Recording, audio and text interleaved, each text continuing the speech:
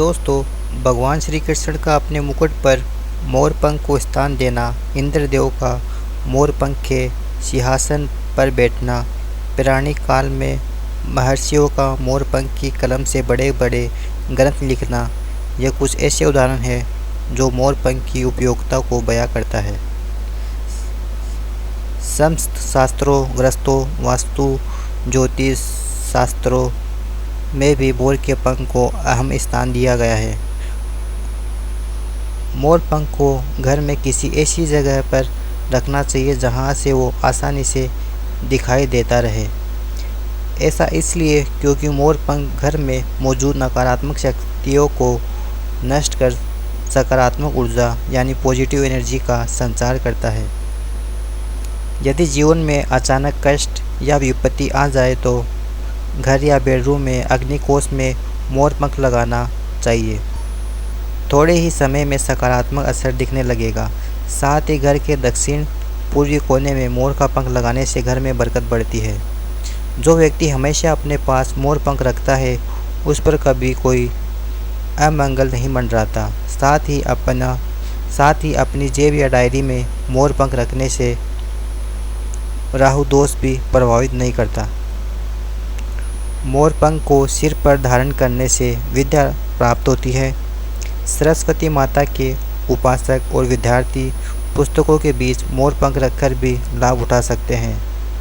घर का मुख्य द्वार यदि वास्तु के विरुद्ध हो तो द्वार पर 3 मोर पंख स्थापित करें। पंख के नीचे भगवान श्री कृष्ण का चित्र या छोटी प्रतिमा स्थापित करने से वास्तु दोष दूर हो जाता है। मोर का प्रिय आहार सांप है, इसलिए सांप से भय खाते हैं और ऐसी जगह नहीं जाते जहां मोर पंख दिखाई दे। अक्सर हम वास्तु से जुड़ी महत्वपूर्ण जानकारियों को नज़रअंदाज करते रहते हैं। इस वजह से कई विपत्तियों से घिर जाते हैं। हमें पता ही नहीं होता कि परिवार में अचानक दुखों का पहाड़ कैसे टूट पड़ा। ध्यान रखना चाहिए कि घर का मुख्य प्रवेश द्वार की दिशा पूर्व, उत्तर या पूर्व हो। घर में घुसने के बाद तुरंत हाथ पैर धोना चाहिए। यदि अंधेरा हो तो रोशनी का इंतज़ाम करना चाहिए। इस तरह सिर्फ आपका घर ही नहीं बल्कि मन मस्तिष्क भी सकारात्मक ऊर्जा से भरा रहेगा। यह बहुत ध्यान रखने वाली बात है कि आपके घर में ज़रूरत से ज़्यादा नुकीले किनारे नहीं होना चाहिए। इस तरह के किनारे वाली दीवार नकारात्मक ऊर्जा पैदा करती है। यहाँ तक कि अलमारियाँ, कुर्सियाँ आदि के किनारे भी गोलाकार बनवाना चाहिए। बेडरूम को आकर्षक बनाने के लिए उसमें गहरे रंग का पेंट न करवाएं। हल्के और प्यारे दिखने वाले रंगों से बेडरूम को सजाएं। कैक्टस जैसे नुकीले पौधों को घर के अंदर नहीं रखना चाहिए। इससे नकारात्मक ऊर्जा का संचार होता है, जिससे कई बार ग्रह कलह जैसे हालात पैदा हो जाते हैं। अक्सर देखने को मिलता है कि जिन वस्तुओं की घर में सालों से ज़रूरत नहीं पड़ी वे रखी रहती हैं। वहीं साफ़ सफाई रखने से सकारात्मक ऊर्जा का संचार होता है, जिससे हमारा मन शांत और फुर्तीला रहता है। बेकार के सामानों को घर में सजाकर नहीं रखना चाहिए। यदि वे ज़रूरत के हैं तो उन्हें यथास्थान ही रखना चाहिए, वरना हटा देना चाहिए।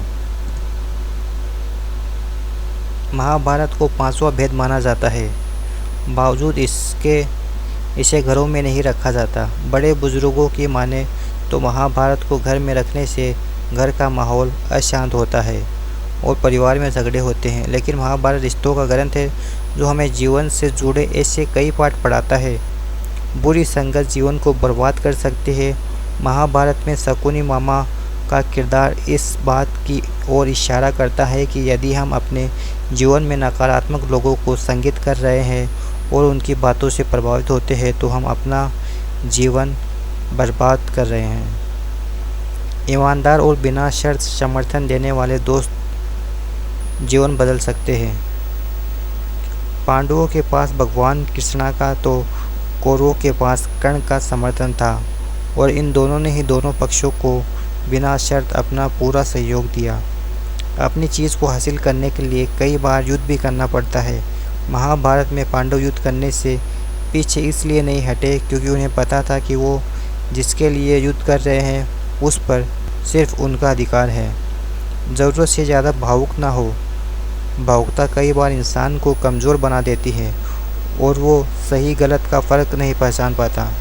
कुछ ऐसा ही हुआ महाभारत में धृतराष्ट्र के साथ, जो अपने पुत्र मोह में आकर सही गलत का फ़र्क भूल गए।